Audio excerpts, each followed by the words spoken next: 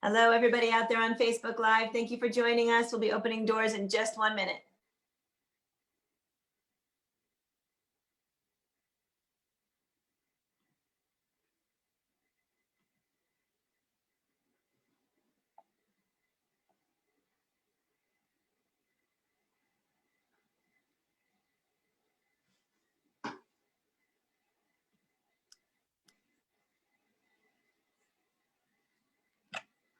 Hello, everybody. Hello. Happy Tuesday. Happy 12th night. So glad to see so many folks joining us again to celebrate 12th night. Great to see you all. Hello, hello, and hello. So hello to everybody out there on Facebook Live. Thank you for joining us today. And hello to everybody in here. Deborah in Kentucky. Hello, Betsy Fulford, Music Director at Washington Revels. Jane in the UK. Susan in Ohio. Lisa in Indiana. Nicola in the UK. Sheila in Florida. David in upstate New York. Hello, Miriam. Nice to have you with us today. Not sure where you're from. Glad you're joining us. Bonnie in Idaho. Susan, hello. Nice to see you today. Carolyn in Idaho. Anne in the DC area. Fred in Maryland. Becky in Vancouver. Steve in Baltimore. Kathy in Virginia. Hello. Carolyn in the DC area. Hello. Hello, Rosalie in Michigan, or at least her ceiling, and Nancy's cow in Washington. Luda in Victoria. Hello, Pete. Glad to have you back with us from Florida. And hello to Susan in Seattle, Arlene in California, Kevin in New Hampshire. Hello, Max, also in New Hampshire. Sid in Victoria, Dion in Mass. Hello, Annette in California, Dan in Virginia. Hello, Suzanne. Nice to see you today. Glad you're with us. And Deli, hello. Nice to have you. Bob coming in from Massachusetts with maybe Mabel hiding in the background. Claire, hello. Nice to have you with us today, I think from BC. Janet in Georgia, hello, big day in Georgia. And hello to all the folks off video. And hello, Anjali, nice to see you today, coming in from DC. And to the folks off video, Susan and Sue, Joni, Deborah, Lynn, Gwyn, Gary, Storm, and Sandra. It's nice to have all of you with us today. Thank you so much for being here. And again, hello to everybody out there on Facebook Live. Welcome to a 12th night celebration in the Daily Antidote of Song. For anyone who doesn't know, I'm Jo Rossi. I am the Community Engagement Director at Washington Revels and on the board of Carpe Diem Arts. And we're joined here in the room today with Betsy Fulford from Washington Revels, the music director who is going to be the co-host today, and Steve Winick and Jennifer Cutting, our fabulous artists who Betsy will introduce you to. A couple of quick announcements. If you're new to us, we are here every day at noon Eastern Time, singing one song, sometimes two, having discussion, and celebrating or thinking together as a community. We love the fact that so many folks are joining us, and we're excited to continue into and through 2021. Glad you're all here again for another day of song. So the lyrics will be in the chat. We're doing 2 songs today in celebration of 12th night. There's a donate link in the chat. Anything you can do to help us keep this going. All of the money goes directly to the artists. My email is in the chat if you want to be on our Daily Antidote email list or just comments or suggestions. And I want to thank Binta Kulabali coming in from San Francisco, running the tech for us today. Thank you so much, Binta. Betsy, I am turning it over to you. Welcome, everyone. It's so nice to be here on this day to celebrate 12th night with Jennifer and Steve, who are not only my friends and fun people to work with for many Washington Revels events, but they are also my colleagues at the Library of Congress. We all 3 work at the Library of Congress in our, quote, day jobs. And so I know them also as American Folklife Center, wonderful, knowledgeable people that work with the collections over in that part of the Library of Congress, which is one of, I think, the most interesting places in the library. So other than that, you've seen them before, so you know that they always come in costume, and they have a gorgeous Christmas tree in the background. And so I'm going to just hand things over to Jen and Steve so they can tell you about what they're going to lead us in song today with. Hello, everybody, and Hi, everyone. happy 12th day and 12th night. I just wanted to say that this is a very special song, this one that we're going to teach you, because it's a song I wrote especially for revels and for this occasion. I love the challenge of writing a song for a calendar custom. Some years ago, we had a very tiny 12th night celebration, which was the germ of something that may become bigger someday. And I premiered this song, and it's called the 12th Night Waltz, Dancing into the New Year. Firstly, I would say it's a waltz, and if you like to waltz, please get up and waltz while you're singing. And I love the idea of entering the new year by dancing into it. And this year, I think not only will we dance into the new year, we'll run headlong into the new year. We're so eager to get there. In my mind's eye, I was envisioning these big Regency era balls when 12th night was the big party of the year, and the ballrooms were filled with swirling, waltzing couples in their tailcoats and their beautiful ball gowns. So in your mind's eye, put on your tailcoats and your beautiful ball gowns and waltz. So second, this song is full of the calendar customs and traditions that surround this time of year, like wassailing, the world turned upside down, the Yule logs last night, taking down your evergreens and your Christmas decorations, and most importantly of all, the Epiphany, which is a very, very important event in the Christian calendar, which in my song is generalized to encompass all faiths and all people by standing for those sudden moments of clarity when, after a time of confusion, everything just becomes crystal clear. And may that be so for all of you. And may you dance your way into 2021 with optimism and hope and health. So here's the 12th Night Waltz. We're going to teach you the entire song, because you might miss out on some of these great calendar customs if you just sing the chorus. And I would love to hear us all singing about these great things about 12th night. So here's the melody. The verse goes like this. We'll do it line by line. This evening we'll stand neath the moon's silv'ry light. Your turn. This evening we'll stand neath the moon's silv'ry light. Next line. And we'll wassail the old apple trees.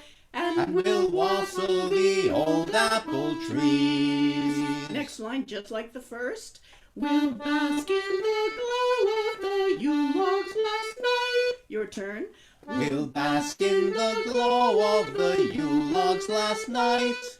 And the last line of the verse. For its flame burns as bright as our dreams. For its flame burns as bright as our dreams. Let's do that verse all together. This evening we'll stand neath the moon's silv'ry light, and we'll wassail the old apple trees. We'll bask in the glow of the Yule logs last night, for its flame burns as bright as our dreams. And the chorus goes, it's got a little pause after the word 12th for extra punch every time. The chorus goes, On this 12th day of Christmas, we hope that our revels will bring you good cheer. Your turn. On this 12th day of Christmas, we hope that our revels will bring you good cheer. Next line of the chorus, very much like the first. And may 12th night in all its delight find you dancing into the new year. One more time. And may 12th night in all its delight find you dancing into the new year. And every verse will be separated by a little waltz figure that goes like this. Here we go. First verse. This evening we'll stand neath the moon's silv'ry light, and we'll wassail the old apple trees. We'll bask in the glow of the Yule logs last night, for its flame burns as bright as our dreams. On this 12th day of Christmas, we hope that our revels will bring you good cheer. And may 12th night in all its delight find you dancing into the new year.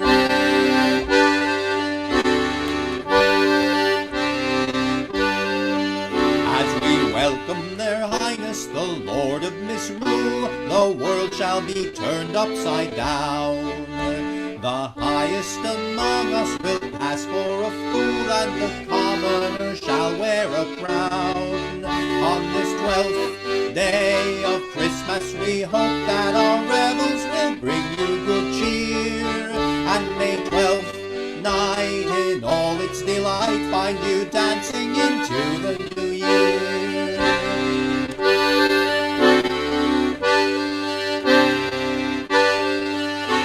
Whatever uncertainty nips at our heels, insight will make all things clear. So welcome Epiphany, all it reveals with a light that will banish all fear. On this 12th day of Christmas we hope that our revels will bring you good cheer, and may 12th night in all its delight find you dancing into the new year.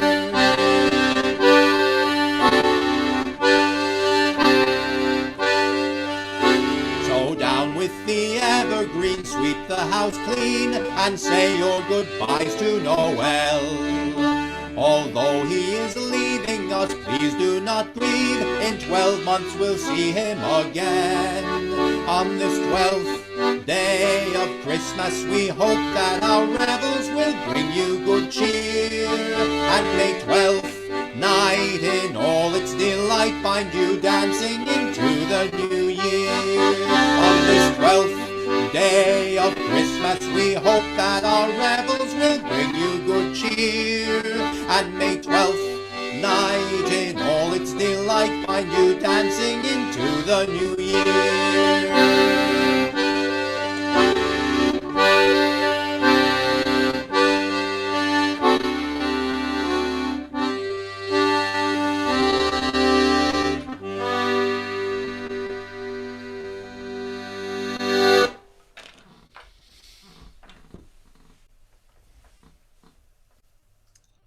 Thank you. That was fabulous.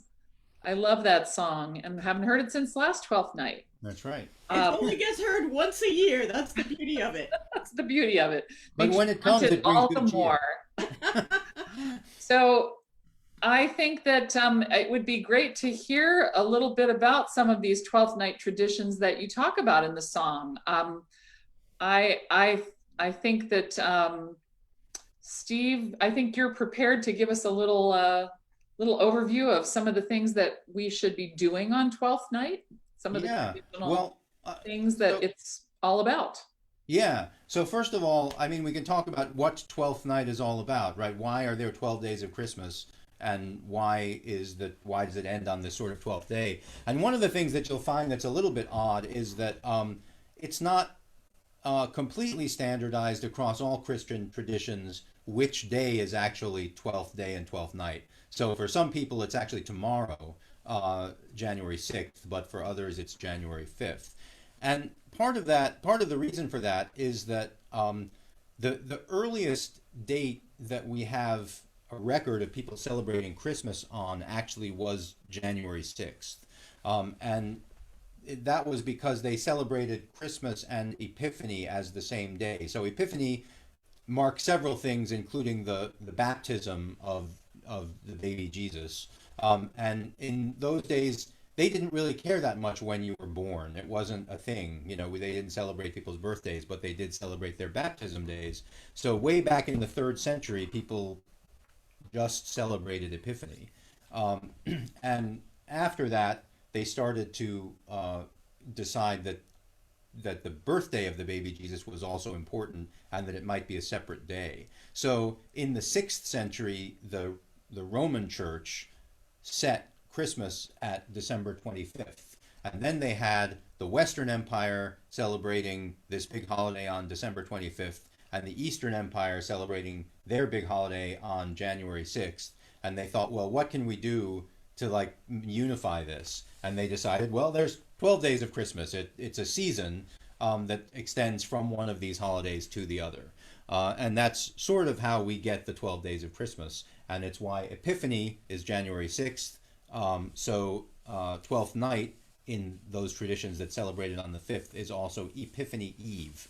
And that's the tradition that we're talking about today. So, I mean, a lot of things happen on Twelfth Night in various European cultures that also happen on other days of Christmas. There's not a rule that these things can only be done on Twelfth Night, but some of the things that became popular in various countries on Twelfth Night include, in Jennifer's song, we mentioned wassailing.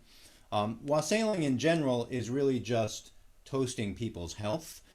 And this can be done with song, right? So that involves a drink and a toast and a song. But very specific wassailing cultures developed in Britain. And I should say the word wassail is an interesting word because you notice it begins with the three letters W-A-S, which are also our past tense of the word be, to be, right? I was. I was somewhere or I was doing something. And that's because English used to be a case language, right? And so it had all different ways of expressing the verbs. And that change from the regular to be to was occurred in some of the cases as well. And so wassail was a way of, so the hail means healthy and was means be. And it's an exhortation to be healthy. Be healthy is what wassail means. And so it's a very, very old word, goes back to Anglo-Saxon, to the earliest forms of English. So when you say wassail, you're saying be healthy. You're saying, a toast to you. And more important than ever. Yeah, exactly. We need to say that now more than ever, especially this month. And Jennifer mentions in the song wassailing the apple trees, and that's a tradition that developed in Britain. People went around to farms and they actually wassailed everything. So they're like the Gloucestershire wassail, which is sometimes sung in revels, mentions all the cows and the sheep on the farm and all those things. So the health is being sung to everything. But certainly the apple trees are one thing that's often wassailed. And in fact, it's mentioned that wassail is often, the drink itself, which is also called wassail, is often a punch that involves a lot of apple cider. And so that's one of the traditions, is that people go around and they toast the health of the apple trees in order to ensure that there will be wassail and cider for the next year. And pour a little bit on the roots. Sometimes they pour some of the drink onto the tree also to let the tree, develop more healthily into the next year. So that's one of the traditions that is an important one that we talk about a lot, and that we can also have a little drink in honor of one another. But in other countries, there are other great traditions. I don't know if any of you have heard of La Befana, but this is something that Joe will be familiar with. In Italian tradition, Epiphany Eve is the night on which children often get their gifts. And they're not given by Santa Claus, they're given by what is essentially the normal pop culture representation of a witch. She's an old lady with a broom and a pointy hat. And the story is that when the three kings were on their way to give their gifts to the baby Jesus, they stopped on the way and asked for directions from this old woman, and they told her what they were doing and asked if she would come with them to give gifts. But she was too busy cleaning her house, so she said, well, I'll follow after you. And so after she finished sweeping the house, she followed after them with her broom, but she was never able to catch up with them. So she didn't actually reach the manger in time to give her gifts to the baby Jesus. So instead she gives them to all the children of the world, and she flies around the world with her broom and gives gifts everywhere all over the world. And that's one of the Italian stories about how children get their gifts on Christmas, or during the 12 days of Christmas, and that occurs on Epiphany Eve. So children wake up on January 6th, and La Befana has been in their house the night before and given their gift. So that's another example of a great 12th night or Epiphany tradition. And how about taking down all the evergreens in the house? Yeah, so that happens differently, again, among different Christian denominations, but many people do see the 12th night as the night on which all of the Christmas greenery comes down. Jennifer here is going to keep the tree up a little bit longer, I think. Probably till Easter. Yeah, yeah. And some Catholic traditions can keep the evergreens up until Candlemas, which is February 1st or February 2nd. So you can, if you want an excuse to keep your Christmas tree up, you can do that. But it's also very much accepted to take that greenery down on Twelfth Night. So I think is Betsy muted? Beth, I think you're muted. I must have muted and unmuted. What about this Lord of Misrule? Can you tell us anything about that?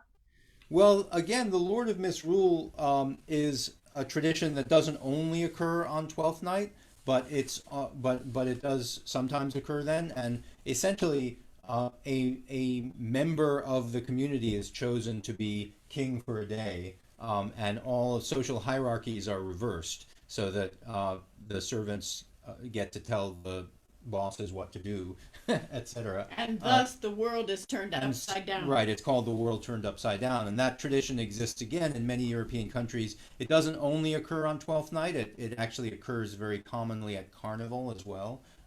That is Mardi Gras, but it's one of the things that is a feature of Twelfth Night sometimes as well, and we incorporate that into revels sometimes too. You see a Lord of Misrule being crowned during revel shows, and giving people orders and commands. So that's a fun tradition that is sometimes part of Twelfth Night also. Yeah. I see that Caroline put something in the chat about babushka in the Russian tradition. Yes. So that babushka is similar to La Befana. That's right. It's a very similar story, and probably these figures of gift givers might have existed separately in the two cultures, and then the story sort of translated from one onto the other. But La Babushka has got the same story told about her, about not being able to find the baby Jesus, and thus distributing the gifts to everybody in the world. So yeah, and also another thing that's true of La Befana, I'm not sure about La Babushka, is that La Befana actually also gives coal to children who might not have been as good, or charcoal in the case of in Italian tradition. So do you all have another song to share with us today? We do. In fact, we do. So this is a song that I think many people in revels are familiar with, and it's a song that almost all current versions that people sing these days are derived from a version that was collected in the early 1960s by a man named Andy Nesbitt. And he collected it, he said, from two old women in Pembrokeshire, which is in Wales. And he taught the song to Martin Carthy, who's a well-known folk revival singer. And Martin had three groups over the next few years. He was in a duo with Dave Swarbrick. He was in the folk rock band Steel Eye Span, and he was in the singing group The Watersons. And he recorded this song with all three of those groups, so it became quite popular in the folk revival, and most English people nowadays know this song, but it's only because of its appearance in the folk revival that's true. I did recently do just a little bit of research on the song, and I turned up a version that was published in the journal Notes and Queries, which was an important,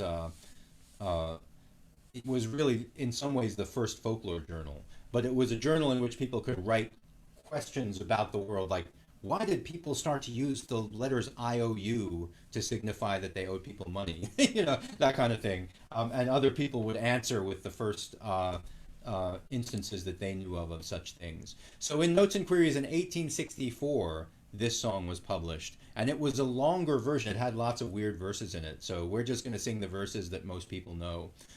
And this is sung very frequently with revels as well. So it's another tradition that actually we didn't talk about in Jennifer's Twelfth Night song, but it involves hunting the wren. So one of the strange traditions that developed in Britain on Christmas, and sometimes on St. Stephen's Day, the 26th of December, and sometimes on Twelfth Night, was the hunting of the wren. People actually went out and hunted for these tiny birds. In some cases, they did actually catch and kill the birds, but in other cases, they simply caught them and put them in a little cage, and they carried them around for the day, and then they let them go. And this song seems to be a version of that. And the wren was considered for various reasons to be king of the birds. And there are a few stories that explain why the wren is the king of the birds. In one of those stories, the wren's a very small bird. And in one of those stories, the birds all had a contest to see who was going to be king. And the contest was who could fly the highest. And the wren figured out how to win this contest. He sat on the eagle's back, and the eagle, flew and flew and flew until he was as high as he could get. And then just as the eagle started to descend, the wren jumped off and flew 1 foot higher. And so the wren won the contest and became the king of the birds. And because of that, the wren is often called the king of the birds, or just the king. And this song was sung while people paraded around with a wren in a cage. And so even though this is all about a great king, they're also pointing to this wren. And it shows it's part of that Lord of Misrule idea, that this is the smallest bird that we have, and yet it is going to be considered the king for today. So that's what you would have seen in a traditional version of this song in the mid-19th century in Wales. And so it's often called Pleased to See the King. And the melody goes like this. You've got the words. So the first line is, most of you know this, so we'll just run over it really quickly. Joy, health, love, and peace be all here in this place. By your leave we will sing concerning our King. And that happens several more times. And I think you know it, so here we go.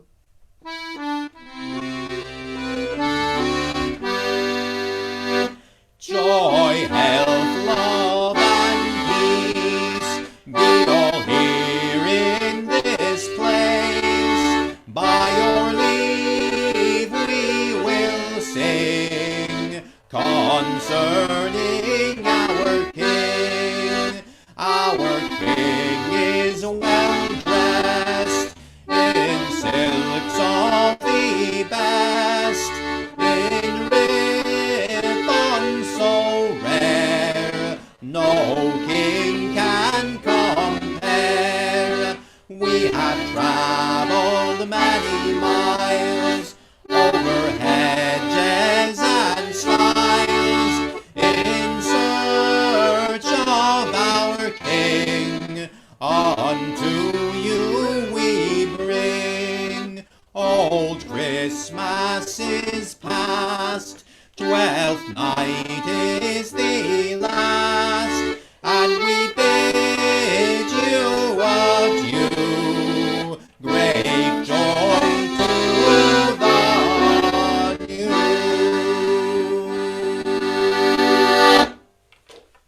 Happy 12th night! Happy 12th night. Yay, that was so much fun. Thank you so much, Steve and Jen. That was just, so Betsy sang that song with us during the Revels Cities Week, and we loved it so much, and we are so glad that you brought that back to us. Another chance to sing it again. And I see lots of folks in the room agreeing with me. I get to say the we as though I actually know that everyone loved it. But let's show Jen and Steve how much we loved it. A big thank you for that. And the 12th Night song, which is so precious, and really only getting to sing it once a year means we should probably try and figure out a way to make multiple 12th Night celebrations in a row, like right around. We'll celebrate it on the 5th and the 6th next year. So thank you guys. Thank you, Betsy, for hosting today. It was really, really great to hear from you.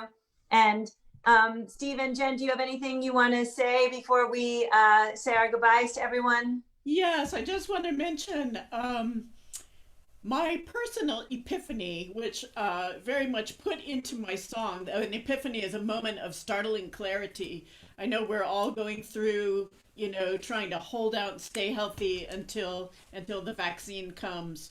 I was chiding myself not long ago about not brushing up on my Spanish, not walking so many thousand steps a day, not filing that pile of papers in my studio that needs to be cleaned up. And I had a whole litany of things that I was beating myself up about. And I had this startling moment of clarity, which was, my God, your one job right now is to just stay alive, just survive the pandemic, just don't catch COVID-19. Anything else is gravy. So I would just say to everybody who might be beating themselves up about not learning that new language and not cleaning up that pile of papers and not losing 5 pounds, your one job right now is to stay alive and stay healthy. Thank you, Jen. Healthy's gravy. That's totally beautiful. Thank you so much. I thought it was a rather challenging year to make New Year's resolutions because it sort of feels like I don't even know where to come in on the where and the what's possible. And so it's a really great way of looking at it. I think I mentioned this once before, but early on in the pandemic, Stephen Colbert posted, one good thing about the pandemic is it's given me time to clean out my attic. I haven't cleaned out my attic, but it's given me time to do it. And I thought that was really great. Also sort of a nod to the fact that we are choosing what to do with our time right now and picking the joyful things or the soothing things as opposed to necessarily practical things might actually be the right way to roll. So thank you. Thank you. And thank you, Jen and Steve again. And Betsy, thank you again. I'm going to say goodbye to all the folks on Facebook Live. Thanks, gang, for being here and hope you'll join us tomorrow. We have Leah coming in with a New Year's song, so hope you can be here for that.